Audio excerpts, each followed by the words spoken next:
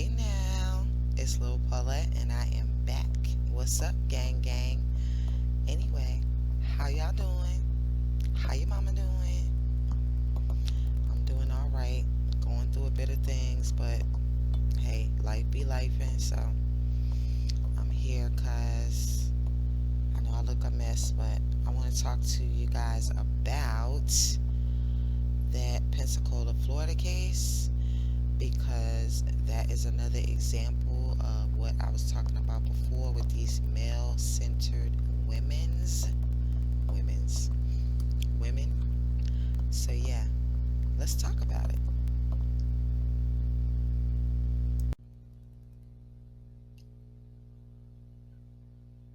Okay.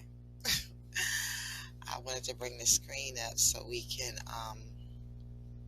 read the article together. For those who don't know about it, a woman is now behind bars for allegedly helping her 20-year-old son coordinate a shooting at Home Depot in North Florida that left one woman dead, according to the Escambia County Sheriff's Office. And this is from Fox 35.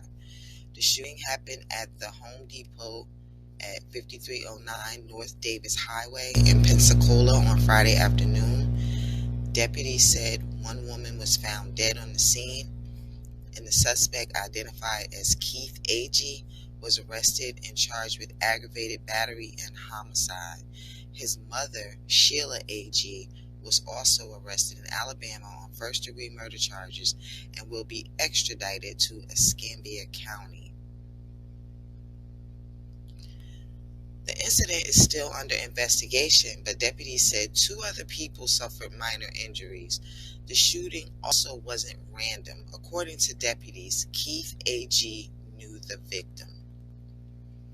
The text messages revealed Sheila A.G. knew and participated in the plan to kill the woman. Unalive the woman, according to investigators. The messages also show Sheila's alleged involvement in helping find the victim. This is the Dusty, and this is the Dusty mother. The Escambia County Sheriff's Office shared the alleged text messages on their Facebook page, showing an exchange between Keith and Sheila leading up to the alleged shooting. The murder itself is unbelievable, but to know the mother knew about it and helped coordinate it is incomprehensible, said Escambia County Sheriff Chip W. Simmons. Here's a look at the alleged text messages where Keith and Sheila spoke about planning the shooting. Content warning: these text messages include offensive language and violent wording. Viewer discretion is advised. The text messages released by police are verbatim. Fox 35 News has not corrected for spelling or grammar concerns. Now, I'm going to put the messages up at the end of this video so you can see them better. But it says, the title they put is, "If you don't come kill her, you are MFB." So basically, from the son, his name is Keith, it say, "Shit, ain't do none but cost me money and gave me the rumor is it's a STD, so, but they have it blanked out. I'm fin just shoot her. I know, okay.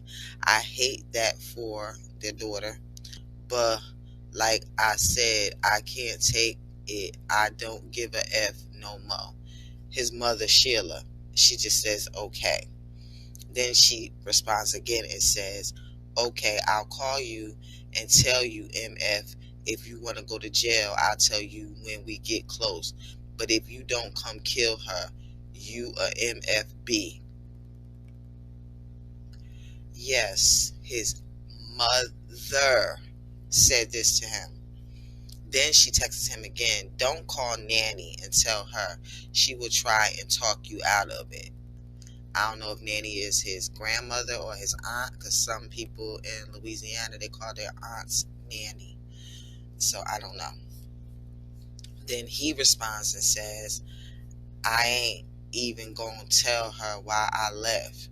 And then he says again, "I'm just say I gotta go to the dentist."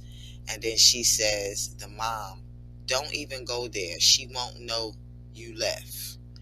Then the mother responds again, don't shoot at my MF car. I don't want to die. I'm sorry, I don't want to be unalive. She got nerve. And then he responds, I'm not. And as you see, this is the Home Depot.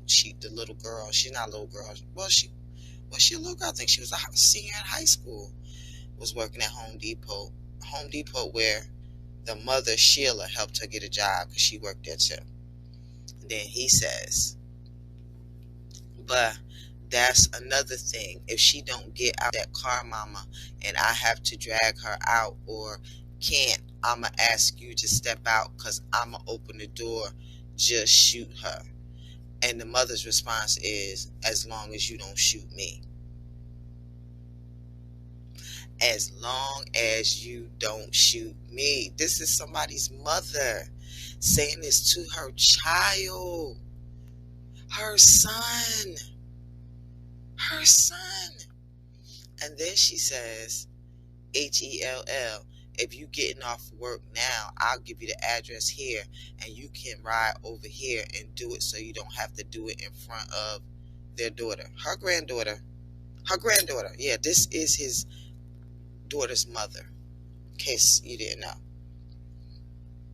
And then she says, hold up. Let me get it, erase the text, because I don't want nobody to know I was texting you stupid something. I don't know if it was ASS. And then he responds, I already deleted mine. Trust me, I ain't gonna say, I guess, ish about us even talking TD today. Then he says, all I want is that address, mama. I'm done talking. I didn't talk enough. I know what's gonna happen, and I'm okay with that. I didn't already been thinking it through, and this is the only way for me. I don't know why you so quick to start, I guess, effing with me, but again, must be scared of Brooklyn. That's who he unalived or something. I don't know. And then he responds again, she gonna be on a floor, right?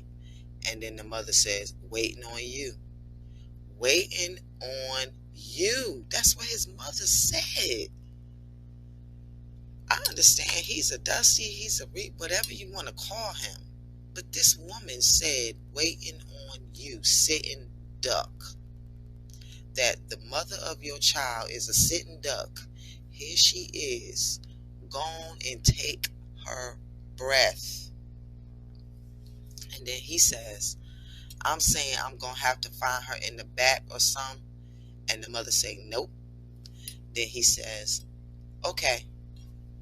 And then he texts again, stay out of my way. And then she responds, I am.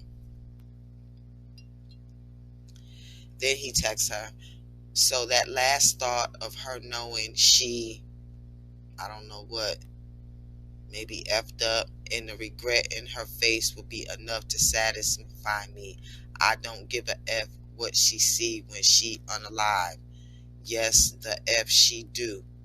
How the F I'm pick her up when yo sorry blank, I guess ASS, trying to go gamble or hang in Jackson and she don't pick up the phone. Nah, that ain't even gonna fly. She just unalive before I let that continue. So because she don't pick up the phone, you think it's okay to take her life? Who the F are you? You don't own her. You don't even own your children. You only own yourself. Man, these dusty ninjas better get out of this slave mentality. Don't nobody own anybody. I don't care if you gave birth to them. I don't care if you married to them. I don't care if they gave birth to you. They're your grandmother, all that stuff. All that your, my, all that stuff. We don't own people. We don't own people. None of us. We own ourselves. Govern yourselves accordingly. Stop the madness. We do not own people. Just because you are in a relationship with someone does not mean that you own them. They do not owe you their life. If they choose to give up their life to protect you or whatever, something like that, that is their choice. They do not owe that to you. No one owes us their lives. We do not own them. We are not chattel. We are not slaves. I don't care what the government has us categorized as people living in society. I don't care what country or planet it's in or whatever. We are not slaves. We don't own each other. Now, I know there is slavery, so don't come on my page saying that dumb stuff. I'm not talking about the people that are actually enslaved. I'm talking about people in relationships. And relationships are not just sexual relationships. Everything is a relationship when you're with somebody, being your mom, you have a mother and daughter relationship, a mother and son relationship, a father and daughter, father and son, a grandparent to a grandchild, aunt, niece, aunt, uncle, all those things. Those are all relationships. But what I'm saying is that at the end of the day, because you are related to somebody or because you're in a relationship with them some kind of way, you don't own them. And you sure don't get to unalive them just because you mad because they ain't pick up the phone or they want to go to Jackson and gamble or hang out. Like, who are you?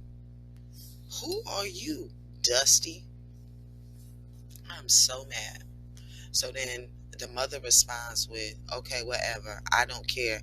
Do what you do. I don't give a F because I'm going home today, not to HELL or jail. Yeah, she said that. She said, okay, whatever. I don't care. Do what you do. I don't give an F because I'm going to jail. I'm going home today, not to HELL or to jail. That's what she said to her son. She said she going home today, not to HELL or to jail. And her son responded, good for you. And then she responded, okay, then stop texting me. I'm working. Do whatever you want. Do whatever you want to do. It don't affect me either, probably effing way. This is what this lady said. She really said that. Okay, so here goes something else I want you guys to see. Friends shed light on a Escambia County Home Depot victim's rocky relationship with suspect. We knew he was a Dusty. Let's see. I don't know if this is gonna have a ad.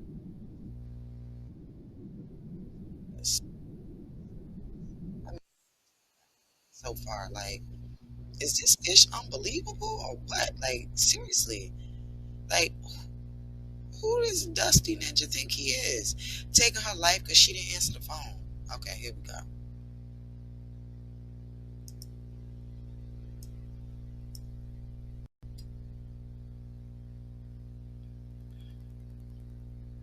Well, I don't know. Maybe it's not going to play as long as I got my headphones playing. As long as I got my microphone plugged in. Let's see. Let's try it.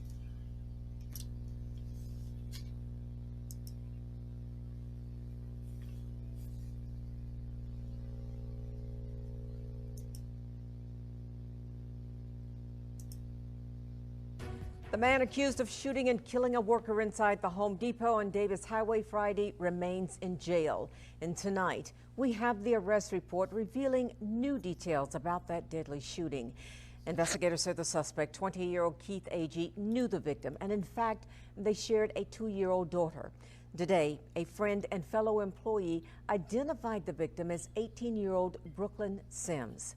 Sims' friend is speaking out today on the warning signs she says led to that incident. And Tanner Stewart joins us. And Tanner, that friend was also hit by gunfire less than 5 minutes from the time they were due to get off from work. Sue, I'm told the contract workers were wrapping up for the day, and looking at the arrest report, it sheds light on just how quickly this suspect was in and out of this store. Now, according to a friend of the victims and fellow co-worker, it all just happened so fast. In the arrest report, the Escambia County Sheriff's Office states 20-year-old Keith Agee is seen on surveillance, rushing into the Home Depot on Davis Highway and wasting little time, walking down a specific aisle and opening fire on a female victim. Right now, mentally, I can't take it. I see a Home Depot, it sends me into a panic attack. A friend confirming today that victim is 18-year-old Brooklyn Sims. Cece Parnell says she was just steps away from Sims at the time of the shooting, with her back toward the suspect. Parnell is one of 2 other victims who suffered minor gunshot wounds. She tells me she and Sims were almost off work. We was almost done, probably another 2 minutes, and we would have been leaving. It's a scene that you think you would never be a part of, because, I mean, I've seen it on TV, I've seen it on movies, but I've never thought that it would be me in a situation like that, and I definitely never thought that, it would happen to somebody I love. Parnell says Sims and Agee shared a 2-year-old daughter, yet their relationship was always unstable. It's just been a little rough situation between them as far as them trying to be together, and recently she's just been trying to co-parent with him. That's all she kind of wanted to do. All she ever talked about was that baby. Casey is and was her life. The arrest report states Agee got a call Friday from a local medical center while he was at work in northern Mobile County, Alabama. That call took place shortly before Agee drove to Pensacola. I called his employer today, AMNS Calvert, which hasn't returned our request for comment.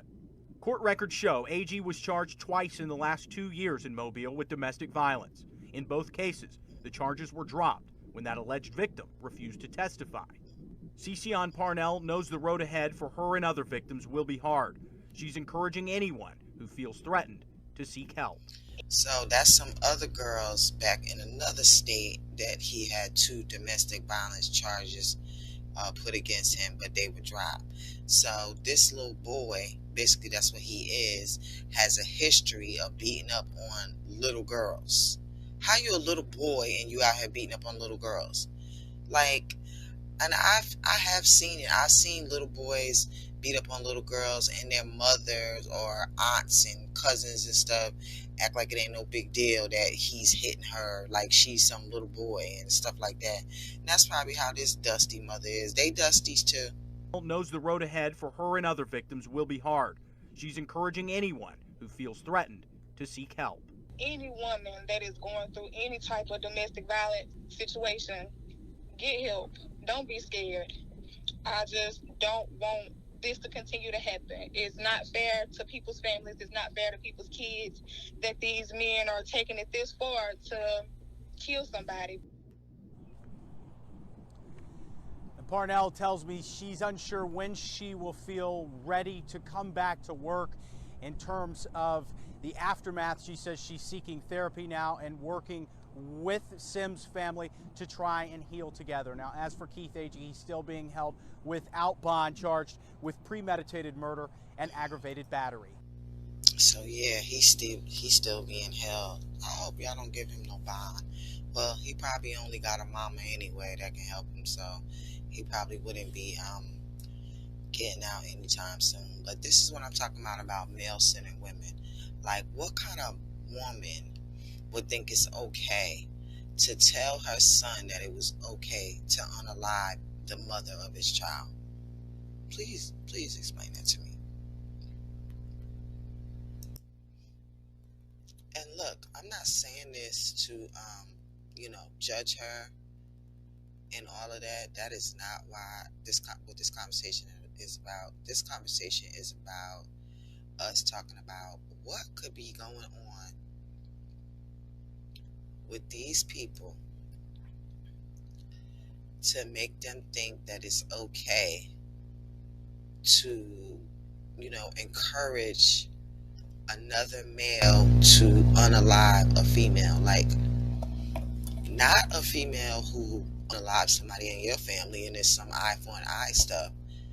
Like, these are the same women that set us up, that will watch their brother beat you up or help their brother cheat on you. These are the same women, male-centered women. The ones that you come to about something that happened and then they blame you. Like a male did something to you, battery, assault, or things like that, and they blame you. Ask, what was you doing? What was you wearing? These are the same women. These are the same women. And what is it that happened to these women to make them think that it's okay to do these type of things? Like, that is what I want to dig into. That is what intrigues me, to think that it is okay for dusty ninjas. I don't care if they dusty or not. Any ninja, and when I say ninja, I'm talking about any male, any ninja, to be beating you up or unaliving you, or the R word. Yeah, they the ones that set you up with that take you someplace and then it's dudes there to R you. All the same women, all of them. These are the same women that take up for Martell, no matter what he does to Melody. These are the same women. And it's different if the woman is on, that like they only watch the TV show, because the TV show doesn't show everything that he does. But no, these women are on social media watching him do this stuff, but then take up for him and make all these excuses because they think Mel is bougie or she thinks she's cute. But basically it's because you think she's cute.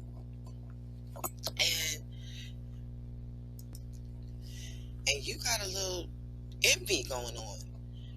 So no matter what he does, you act like it's not a big deal, or that she's faking, that she's upset.